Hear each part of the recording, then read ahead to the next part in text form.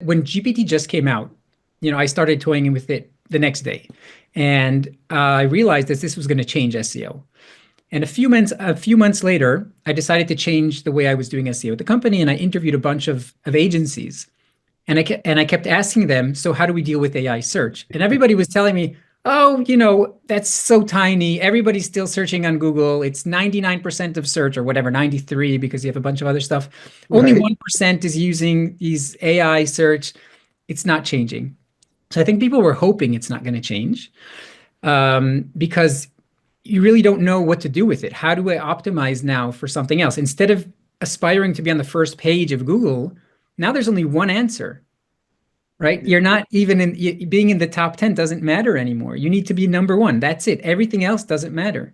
So how do you optimize for that? And I think at least, this is what we've been trying, and I'm sure things are continuing to evolve, and we're going to find hacks to work with the LLMs and everything. But so far, it seems like LLMs are the closest thing to how a human would search.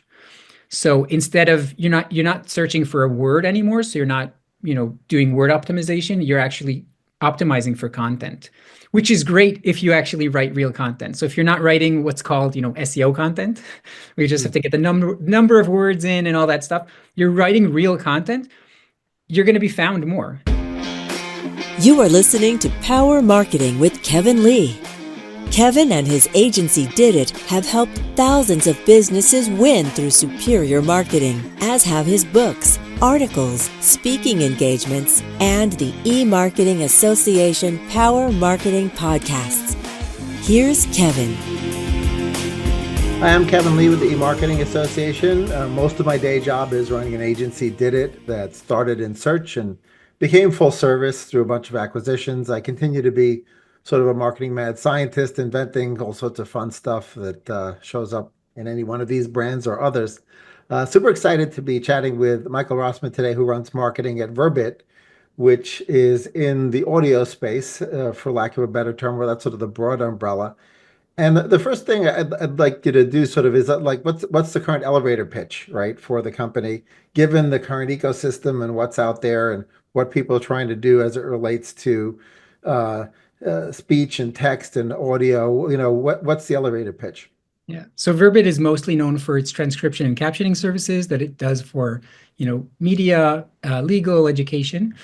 And it's been doing that for several years now using AI. But now Verbit is in the transition of offering vertical specific applications on top of the transcript. So providing, if transcription is the capture element of it, now Verbit is offering applications on top. So understanding the exchange of information and applying it directly into the workflow. Great, great. So one thing I've been hearing from a bunch of B2B marketers is a sort of a sales cycle related challenge. It has to do with, like, with everything moving so quickly, it seems like some of their ICPs or some of their prospects are getting sort of like in paralysis mode, because a lot of times when it's a SaaS platform or other types of service platforms, they come with multi-year agreements or one-year agreements, and sometimes they're a pretty big purchase price, right? So it was bad enough in the past, but with things moving quickly, I'm sure a lot of folks are struggling with this idea of, okay, how do I make sure that the value proposition into my ICP is rock solid? Because they're getting attacked not just from the competitors I had in the past and were always on my sheet, right? But things that may be coming out in the next 3 to 6 months, either vaporware stuff, which is always a problem, but potentially even legit stuff. So how should B2B marketers deal with, like, the shifting sands, right, of defining their product, making sure that it solves the problems for the ICP, where the ICP is going to feel confident in pulling the trigger and not put you on endless hold. And like 9 months later, you realize, you've sort of lost your momentum. Yeah, I think there's a combination of, customers don't know what's happening, right? They Right, don't know where your industry is going. right. So some of them are waiting. Maybe they're, like you said, they're analyzing, maybe they're testing new things, but until the new next decision point comes up, you won't know about it, right? Hmm. So they might be testing new technology, they might be discussing it internally, and you're not part of that discussion necessarily. And Hmm. then when the time comes to renew, contract ends at some point, then suddenly you discover that you've been replaced. So what do B2B marketers have to do is, you have to make sure you're in the discussion, and you have to make sure that you're constantly, putting your feelers out to understand what's going on. So I think there are several levels to that. One is, tightly related to sales and, customer success teams. So you have to make sure that they're aware of what's going on, and they're having those conversations with the customers to know what the customer is thinking about. And from the marketing side, you have to give them, the thought leadership stuff. Say, hey, this is what's coming. We're going to be the answer to your future. So that's kind of an immediate thing. But I think that before you can supply that, you have to do all the research to figure out what is out there. What is going to be my competition 3 months from now, 6 months from now, and it keeps changing. So Right. you're constantly revising your story and staying on top of things. But I think the key is to feed sales and customer success with the story of, hey, this is what's happening in the market. I'm going to be your source to find out what's happening in the market, what's the latest development, and then hopefully I'm going to also be the answer to that. Yeah, yeah. You mentioned thought leadership, and it's sort of interesting because as B2B marketers start to focus on, okay, I want to become a thought leader in the category, and I want to have the content that supports that. There's multiple pillars that potentially weave into that. Maybe they're going to be much more active at events and conferences. Maybe they're speaking or sponsoring, or there's branded content there. They've got an internal content engine. Maybe they're doing branded content at publishers, right? And then of course you've got the fact that YouTube's your second largest search engine, right? So they may their own and operated video may play a really important role in that thought leadership. So if a person is going to grab onto this idea of thought leadership, that opens up a huge amount of homework assignments for them, right? What kind of thought leadership it is? Is it collabs with other thought leaders in the industry, or is it sit by itself, where it's basically a product manager talking to somebody, and talking head type stuff. So Right.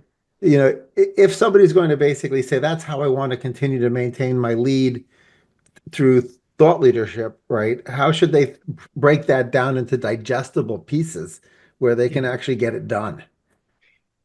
And the problem compounds by the number of ICPs you have, right? So if you're lucky enough to have one ICP, you have an Right. easy problem to tackle.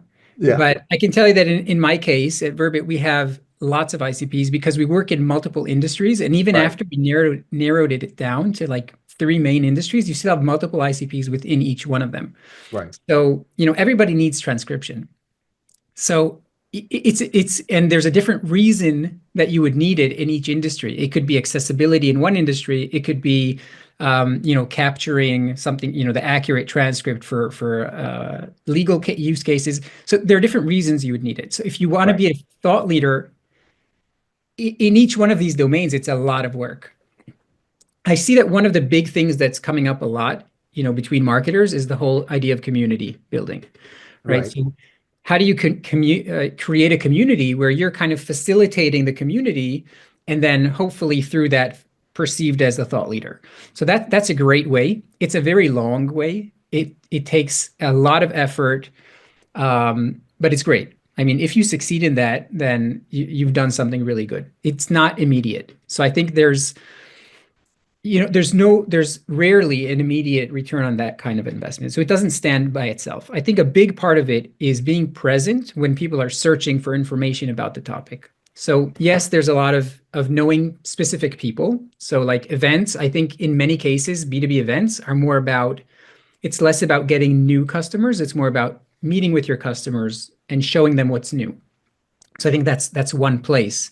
And not all companies are willing to accept that, because when you go to an event, you want to see the ROI. But it is definitely a thought leadership space. I can give one example where we were going to an event, a big media event every year, and we decided to stop having a booth at the event and instead put that money towards the innovation part. They had like a floor for creators. So we decided to refocus there in order to be perceived as, the next thing and not what everybody knows us as until now. But then obviously there's so many places to be a thought leader. You create, collaborations you mentioned. So, you collaborate with big names, whether it's in your specific domain or if it's, a news agency, I don't know, Reuters or something like that, where you can tell your story and tie it to somebody who will bring it to the market. Mhm. So there are lots of ways. And then, the whole idea of creating a bank of content, whether it's video content or written content, that people, when they're searching a topic or searching using AI to search a topic, they're going to land on the content that you wrote, and then it'll be tied to you. Yeah, it's fascinating. You mentioned AI there, right? And so, I would say B2B buyers are probably slightly more likely to be using a chatbot, ChatGPT, Claude, Gemini, etc., or Perplexity if they like to mash things together, right? When they do their research, than sort of the man on the street for B2C that you would sort of speak to. And as a result, the B2B marketers, I think, they're having this epiphany now that they have to sort of future-proof their SEO, right? They have to make sure that the content that they're creating and the content that's out there and speaks about them is sufficiently dense that the LLMs have ingested it all and formed an opinion about the company and the brand. And I think that not knowing how the LLMs work is a huge headwind, right? Because then you don't understand how LLMO or AIO, right? How AI optimization differs from regular SEO. So the good news is content, is king in both, but it's used in different ways and syndicated differently. Do you feel like marketers are starting to have that epiphany regularly, or so they're like heads down and they're not yet even aware that their customers are starting to search using chatbots? I think people are a bit slow on that front. I know that when GPT just came out, I started toying with it the next day, and I realized that this was going to change SEO. And a few months later, I decided to change the way I was doing SEO at the company, and I interviewed a bunch of agencies, and I kept asking them, so how do we deal with AI search? And everybody was telling me, oh, that's so tiny. Everybody's still searching on Google. It's 99% of search or whatever, 93 because you have a bunch of other stuff. Only Right. 1% is using these AI search. It's not changing. So I think people were hoping it's not going to change, because you really don't know what to do with it. How do I optimize now for something else? Instead of aspiring to be on the first page of Google, now there's only one answer, right? You're not even being in the top 10 doesn't matter anymore. You need to be number one. That's it. Everything else doesn't matter. So how do you optimize for that? And I think at least, this is what we've been trying, and I'm sure things are continuing to evolve, and we're going to find hacks to work with the LLMs and everything. But so far, it seems like LLMs are the closest thing to how a human would search. So instead of you're not searching for a word anymore, so you're not, doing word optimization, you're actually optimizing for content, which is great if you actually write real content. So if you're not writing what's called, SEO content, where you just have to get the number of words in and all that stuff, you're writing real content, you're going to be found more. And what I realized was that for a while we didn't even have an SEO agency, but Google had changed their algorithm. And with AI becoming more prevalent, our results were improving on SEO because we were always writing real content. So I think, everybody's dealing with this question. How do you optimize? How does SEO change now? I think that the answer is you need to write more real content. Think that you're writing an essay that's answering the types of questions people are going to be asking in order to find your services. Yeah. Obviously, having been in SEO longer than Google existed, I've had a chance to watch a lot of this evolve. And it's fascinating because some things that were considered best practices from a purely SEO perspective are actually the opposite of what you would do from an AIO perspective. So if you've been involved in SEO for a while, you might be aware of something called the duplicate content penalty, right? The Mhm. same piece of content in multiple places is bad because Google finds the duplicate content and basically ignores one of them. Hopefully, it ignores the right one.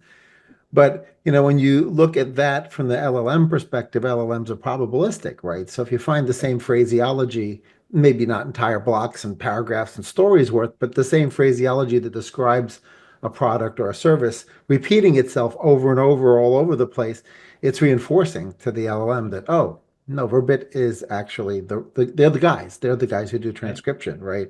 And they then within your ICPs, if it's transcription in relation to legal or closed captioning or whatever else it needs to be, right? The LLMs are ingesting all the content, and the more it's out there, the better it is, right? So it looks actually a little bit more like digital SEO, right? I mean, digital PR, right? And a Yeah. little bit less like old school technical SEO. Um, but let's jump to the sort of demand creation versus demand harvesting. There's sort of an inherent tension there, right? Mhm. The wonderful thing about search, where I've been a major player for a while before that it became a full service agency, is that search is hand raisers, right? It's not a demand creation. A person goes into Google or Bing and looks for transcription services or whatever they're looking for. And hopefully that it's not a onesie twosie person. It's hopefully an ICP that's like a major player, right? And those are hand raisers, right? And then you've got folks that are not raising their hand because either they have a solution already and they're open to competitive conquest, or they don't even know something's available. They don't even know there's a solution available, and so they're still researching, let's say, upper funnel. So how do you decide from a budget allocation perspective, between sort of demand harvesting hand raisers and you know uh, demand creation, sort of top of funnel. So I think it really depends on what stage your market is in, right? And what stage your ICPs are in. So obviously the easiest thing is the hand raisers. Every management wants to tell you, hey, invest only in the bottom of the funnel. We only want leads that convert. We only want people that already want our services. Let's not spend any money anywhere else, right? But any marketer knows that that's impossible. So how do you choose where to invest really depends on, if your market is growing rapidly, you have one ICP, it's doing great, you're growing, you can do that, right? You can go only for the hand raisers. If you're seeing changes in your market, you're forced to change. So now are you going after new ICPs, completely new ones, and then you start analyzing who's going to need my services, that doesn't know about it, that hasn't been using my services yet, right? So one example is I can talk about media. We've been working with media companies for years. Think of the NBCs, CNNs of the world. They always needed captions. So that was, great use case for us. But now as media spend declines, and I watched one of the episodes on your podcast where you're talking about the declining spend in media. It's not entirely true, because the spend is declining from the big classic media outlets, but you have more media consumption than ever. So Hmm. where is that going? So the answer is everywhere, right? You have all the Yeah. creators, on social media. You have people with YouTube channels that are bigger than regular news agencies. I mean, Mr. Beast is always the best example, but there are so many of them. So suddenly you have this new ICP coming to market, and what are they using? You have to make sure you're there in time, though, because if you're not there in time, you miss the market. So you definitely have to do your research, make sure you're on your toes to find out what's changing in the need for your services, and then how do I capture that? Another example is we figured out, and some of it changes with technology, right? So as technology advances, maybe now you can offer a service that to somebody who you couldn't offer before. So one Hmm. example that I'll give is like live performances or theaters. It used to be that in our business, in transcribing, music was impossible. Languages, going between languages was very hard, and noisy background was very hard. So if you were in a place like in a stadium, it was almost impossible to get a very good transcript. But technology changed, right? Now our tech is good enough that we can go to a theater and say, hey, you know what? We can give you a live transcript on the spot, right? It's live, it's happening in real time, and it's going to be great. So you have to be in touch both with the product, internally, and with the market to find out, how to go after new ICPs if that's the case. That's a great point. The you know you've got a situation where I'm sure that in your industry there's competitors popping up, some of whom are sort of disrupting of the industry, and do you feel like in that situation, people should more focus on defending their turf against sort of the existing ICPs, folks who are already in contracts, or are they do they should they really try to size those new opportunities that perhaps the new competitors are going after? I think defending is almost impossible. There are no moats anymore. um, but I mean, it goes back to research again, right? Figuring out where do you stack up against the competition, the emerging competition. Hopefully, you know your existing competition, right? You Right. probably have the class of competitors that you've been dealing with, but now you have either new startups coming into your market or you have these mega companies, the Google and Microsoft and Amazon are coming because they can now offer what you're offering, maybe for free. So I think the key here is to try to figure out where this is going and what can you hang on, right? Is it a feature that is unique? Is it a relationship? Is it a workflow integration? Or maybe it's pricing, right? There's always going to be differences between you and everybody else. So you need to kind of distill. It's strategic work. It's not just pure marketing, right? It's figuring out where do I differ from my competition? How do I turn that into an advantage? So I can give another example here. We work with universities, a lot of higher ed. And what we realized was that with the changes, again, this goes back to talking to product, we realized that there was a fundamental change in the cost structure of our product, which enabled us to change the pricing model in a way that, in many cases, customers use, multiple vendors, right? Maybe they use us for one use case and they use another vendor for another use case. We managed to change to bundle the offering together so we could give them everything for the same price they were always paying us. Hmm. So now, for the customer, it's a huge win. They can get everything for much cheaper. They don't have to deal with multiple vendors, and we don't lose out. So I think it's an example of being creative in, figuring out where do I differentiate? What can I do that's different from everybody else? And it might just be the pricing model. Right, right. I've got a question. We can certainly skip it if it's not an area that you have a strong opinion on, but it occurs to me that within the startup ecosystem, obviously you've got all different stages of startups from, the bootstrap to venture funded, pre-IPO, then IPO. Uh, there's an entirely separate constituency that as a marketer you're communicating with, which is the investor relations side of things, right? Mhm. And I'd love to hear how you, or the extent to which you have to sort of align the communications that the ICPs are hearing with the communications that the investors are hearing. Because obviously the investors may inadvertently hear the stuff that's coming, in the regular market towards the regular market. But yet they may have been sold by management 3 years ago or 2 years ago or 6 months ago on a different value proposition, right? So Yeah. how do you deal with the sort of investor relations Marcom, right, in comparison to your regular ICP? Yeah. That's a huge question. I can tell you, I dealt with that question for almost a year, because Verbit raised a lot of money and it had a very good story for investors. But the way you create value for investors is not necessarily the same way, and probably isn't the same way that you create value for your customers. So there's almost, when a startup matures, there's always going to be that point where, okay, we check the mark, the checkbox, right, in raising money. Now we actually have to grow. So we have to tell a different story. And it's hard. It's hard because you have to think in a totally different way.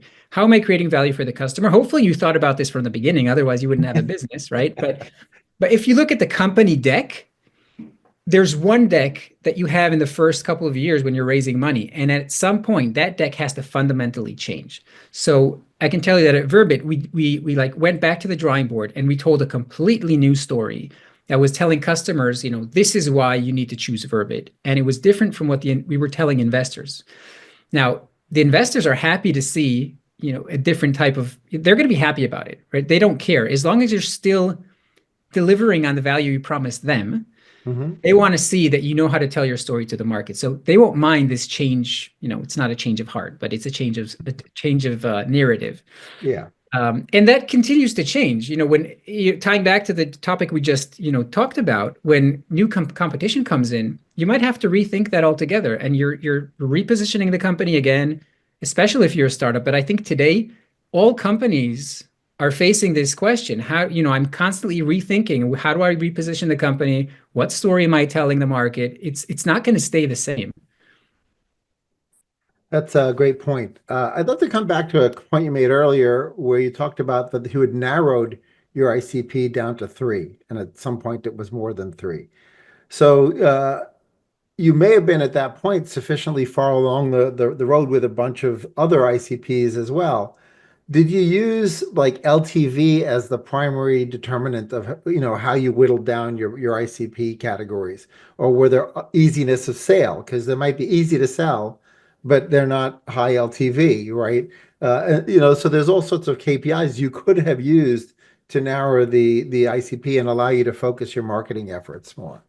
Yeah, so there are a lot of things that went into that actually. LTV is one, but even before LTV, you have the total market size, which is related to LTV. Hmm. But you're not looking at each specific customer separately, right? You're looking at the whole market. So Right. how big of a market do we need? And now when you're pitching to investors, you want to show that you have an endless market, right? It needs to be as big as possible.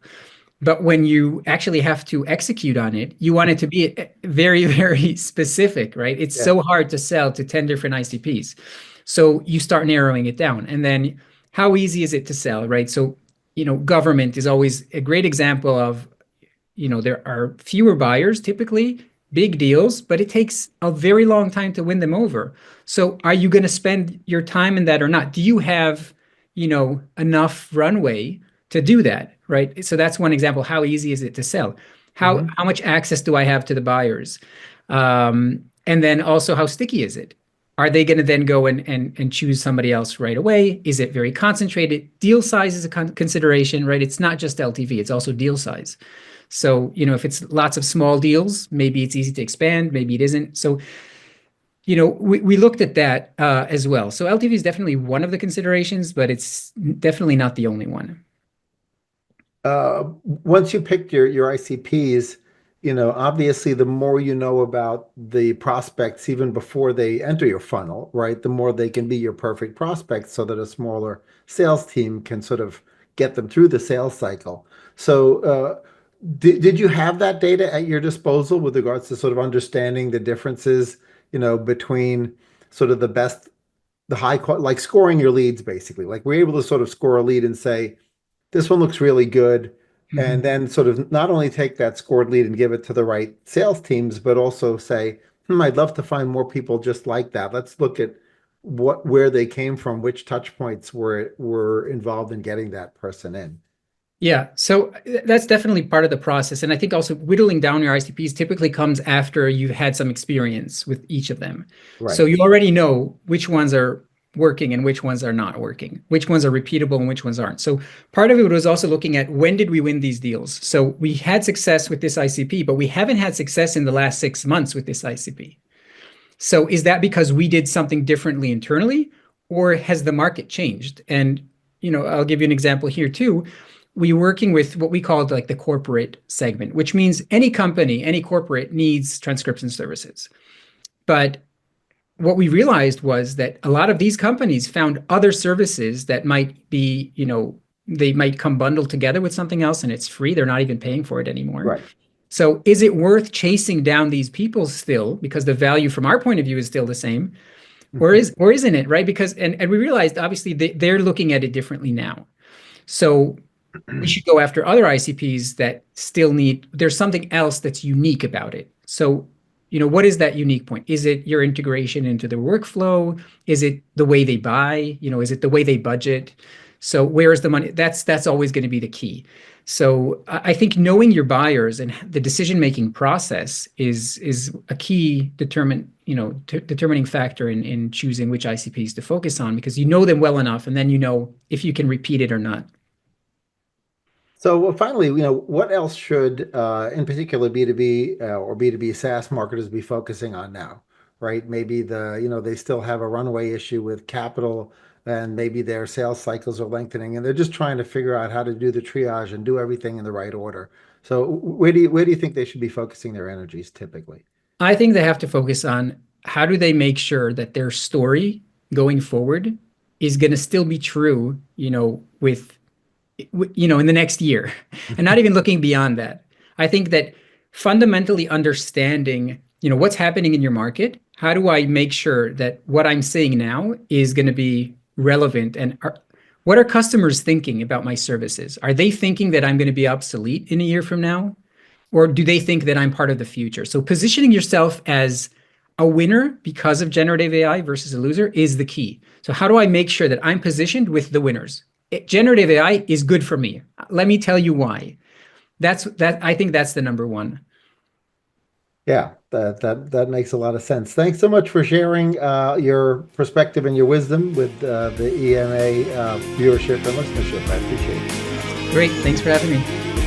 Kevin Lee's Power Marketing is available on all your favorite podcast networks. Kevin loves helping businesses excel at marketing. Having marketing challenges? Just like Santa in The Miracle on 34th Street, if Kevin can't help you, he'll know someone who can. Find him on LinkedIn, subscribe, or follow.